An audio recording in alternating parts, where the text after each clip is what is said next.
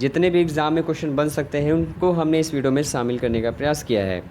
आशा करते हैं आप सभी को वीडियो ज़रूर पसंद आएगा और वीडियो किस तरीके से है आप सभी से कमेंट में ज़रूर बताइएगा। अधिक से अधिक लाइक ज़रूर किया कीजिए, शेयर कर दीजिए कीजिए, जिससे कि और लोगों को भी हेल्प मिल सके। चलिए स्टार्ट करते हैं अपने टॉपिक को। पहले हम कुछ कॉमन डिटेल ले लेते हैं, जैसे कि शिक्षण विधियाँ एवं उनके जनक। इससे क्वेश्चन आपके एग्ज़ाम में पूछे ही जाते हैं, जैसे कि आगमन एवं निगमन विधि। देखिए, आगमन एवं निगमन विधि की बात करें तो यहाँ पे जो होता है आपके दोनों के जनक अरस्तु को ही माना जाता है। कहीं कहीं आपको कुछ बुक्स में जहाँ प्लेटो लिखा रहता है निगमन विधि का, वो आपका आंसर गलत होता है। तो आप लोग इस चीज़ पे ध्यान रखिएगा। कभी भी एग्ज़ाम में अगर आगमन और निगमन विधि के जनक पूछे तो अरस्तु ही दोनों विधि के जनक माने जाते हैं। अगला देखिए प्रश्नोत्तर विधि। देखिए, प्रश्नोत्तर विधि या इसे सुकराती विधि भी कहते हैं। तो इसके जनक जो है आपके सुकरात हैं। और यही एक कन्फ्यूज़न और होगा आपके मन में, जैसे प्रश्नोत्तर होता है और एक प्रश्नावली होता है। प्रश्नोत्तर विधि के तो आपके सुकरात है, लेकिन जो प्रश्नावली विधि है उसके जनक जो होते हैं आपके वुडवर्थ हैं। क्या नाम है? वुडवर्थ, जो कि SOR थ्योरी के जन्मदाता हैं। SOR थ्योरी के जनक कौन है? वुडवर्थ। और SR थ्योरी के कौन है? थॉर्नडाइक। तो इतनी सारी चीज़ें जो आपको है दिमाग में क्लियर हो चुकी होगी। बढ़ते हैं अगले क्वेश्चन पे। जो अगली विधि है आपकी प्रोजेक्ट विधि। तो प्रोजेक्ट विधि या परियोजना विधि भी कभी कभी पूछ लेता है।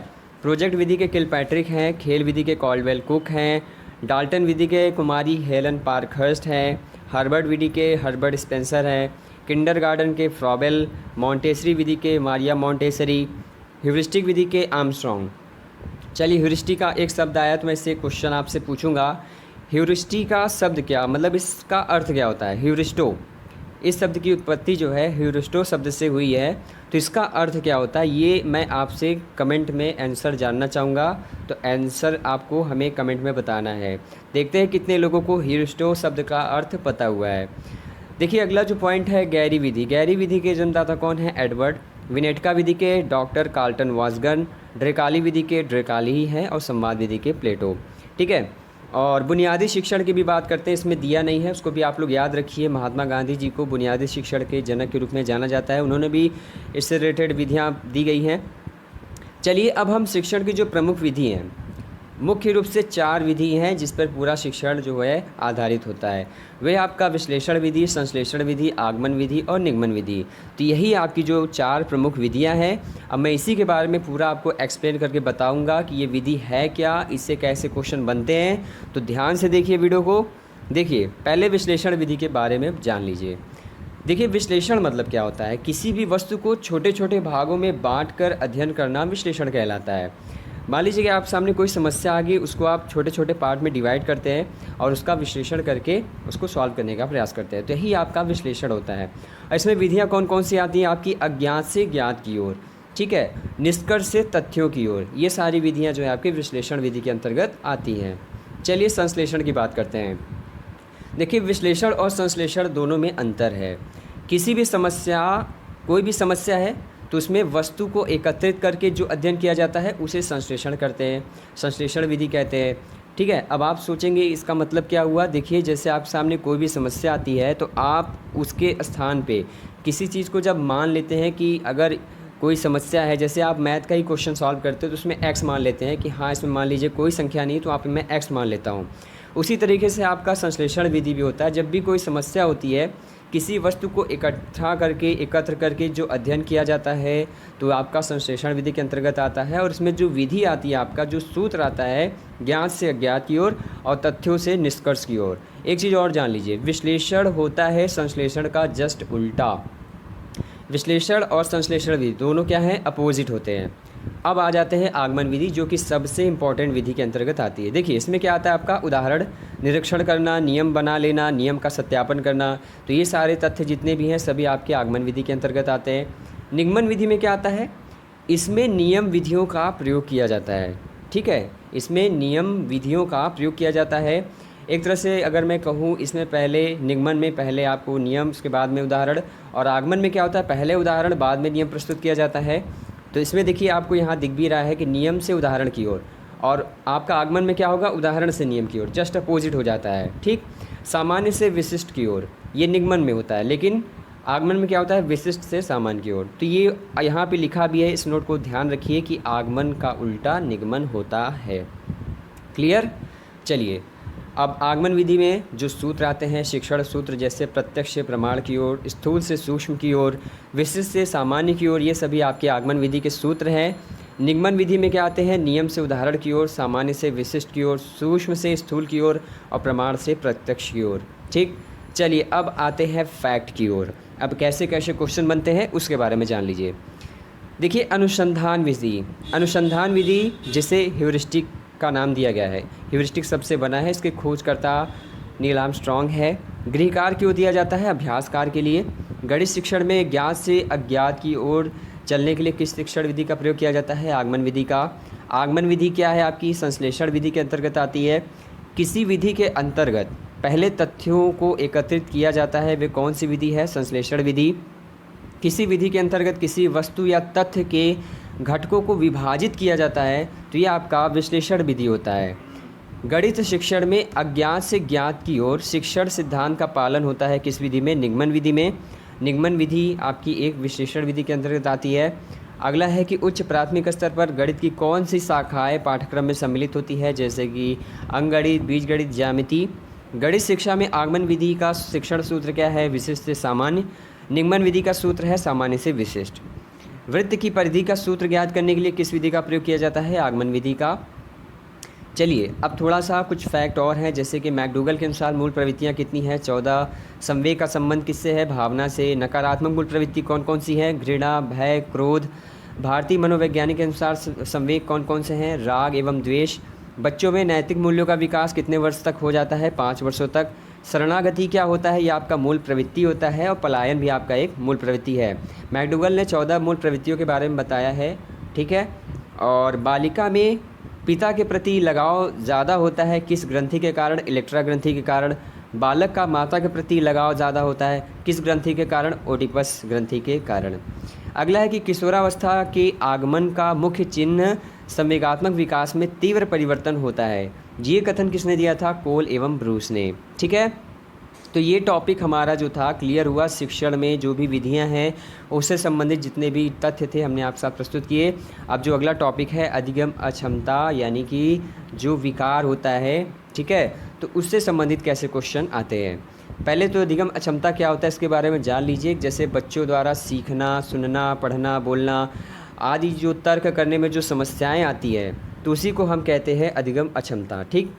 और इसके प्रकार कौन कौन से हैं इसके बारे में जान लीजिए, क्योंकि एग्ज़ाम में प्रकार ही ज़्यादा पूछता है। जैसे मौखिक रूप से सीखने की अक्षमता, इसमें क्या क्या आता है? अफेजिया और डिस्फेजिया। कभी आपसे अफेजिया पूछ सकता है या डिस्फेजिया, कोई ये दोनों आपका क्या है? मौखिक रूप से सीखने की अक्षमता है। पढ़ने की अक्षमता में आपका एलेक्सिया आता है और डिसलेक्सिया आता है। डिसलेक्सिया नहीं दिया है, मान लीजिए एलेक्सिया दिया है, तो वो भी आपके पढ़ने की क्षमता से रिलेटेड है। लिखने की अक्षमता में आपका अग्रेसिया आता है, अग्रेफिया आता है, अफ्रेक्सिया आता है, असेम्बोलिया आता है, डिस्ग्राफिया, डिस्प्रैक्सिया, ये सभी आपके लिखने की अक्षमता के अंतर्गत आते हैं। सबसे ज़्यादा जो पूछा जाता है डिस्ग्राफिया, डिस्ग्राफिया का सीधे संबंध आपके लिखने की अक्षमता से होता है, ठीक है। तो अब और जो है आपका वर्तनी की समस्या जो आती है, वर्तनी संबंधी समस्या। गणित की बात करें, गणित संबंधी समस्या को डिस्कैलकुलिया कहते हैं, और इसमें भी कई प्रकार के बांटा गया है इसको कई प्रकार में, जैसे verbal dyscalculia, practognostic dyscalculia, graphical, lexical, ideognostic है, ये सभी आपके डिस्कैलकुलिया के प्रकार हैं, ठीक। चलिए अब इससे जो फैक्ट क्वेश्चन बनते हैं उसके बारे में डिस्कस कर लीजिए। जैसे अफेजिया किस प्रकार की अधिगम अक्षमता से संबंधित है, तो ये आपका मौखिक रूप से। डिसलेक्सिया आपकी पढ़ने की अक्षमता, डिस्ग्राफिया लिखने की अक्षमता, डिस्कैलकुलिया गणित संबंधी अक्षमता, ठीक। अगला देखिए, सीखी गई क्रिया का अन्य समान परिस्थितियों में उपयोग किया जाना क्या कहलाता है? अधिगम स्थानांतरण। ये भी आपका कई प्रकार का होता है, सकारात्मक, नकारात्मक और शून्य अधिगम स्थानांतरण 3 प्रकार का होता है, इसको आप लोग याद रखिएगा, ठीक। स्थानांतरण को प्रभावित करने वाले कारक कौन कौन से हैं? जैसे बुद्धि, विषय की समानता, सामान्यीकरण। और अधिगम स्थानांतरण का सिद्धांत कौन कौन सा है? जैसे समरूप तत्व का सिद्धांत, गेस्टाल्ट का सिद्धांत, 2 तत्वों का सिद्धांत, ओके। प्रशिक्षण स्थानांतरण क्या होता है? एक परिस्थिति से प्राप्त प्रशिक्षण का दूसरी परिस्थिति में सीखने में उपयोग प्रशिक्षण स्थानांतरण कहलाता है। दूसरों के कार्य या व्यवहार को देखकर उसी तरह कार्य करना क्या कहलाता है? अनुकरण। किसी कार्य को सीखने में पुरस्कार मिलने का क्या प्रभाव पड़ता है? तो उस पर जो है प्राणी उस कार्य को जल्दी सीख लेता है। आधुनिक शैक्षिक दृष्टिकोण से अधिगम अनुभवों की सफलता पर निर्भर करती है। क्या निर्भर करती है? सीखने वाले के छात्र की तत्परता पर। याद करने का सबसे अच्छा तरीका क्या है? समझना। आपकी कक्षा में एक बुद्धिमान छात्र है जो आपके समक्ष सदैव अपने ज्ञान का प्रदर्शन करता है, तो आप ऐसी स्थिति में क्या करेंगे? तो आप उसे उसकी रुचि के अनुरूप कुछ कार्य देने का प्रयास करेंगे। यदि आपको कोई बुरी आदत है जिसे आप चाहते हैं कि छात्र अनुकरण न करे, तो आप क्या करना पसंद करेंगे? तो उस आदत को छोड़ने का प्रयास करेंगे। करके सीखने का सिद्धांत उपयोगी है। क्यों? क्योंकि इसमें ज्ञान अधिक समय तक के लिए स्थायी होता है। अधिगम का तल रूप सिद्धांत किसने दिया? लेविन ने। अधिगम मनोविज्ञान के जनक कौन है? एबिंगहॉस। मैस्लो ने प्राथमिक स्तर पर सबसे अधिक महत्वपूर्ण किन परिस्थितियों को माना है? शारीरिक आवश्यकताएं। थार्नडाइक ने जो नियम दिया सभी को पता है, अभ्यास, तत्परता एवं प्रभाव, प्रेरणा से उत्पन्न क्रियाशीलता ही सीखने के लिए उत्तरदायी होती है। यह कथन किसने दिया? B.F. स्किनर।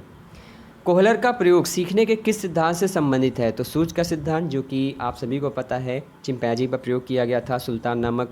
उसका सुल्तान नाम रखा गया था। स्किनर द्वारा दिए गए अधिगम सिद्धांत का क्या नाम है?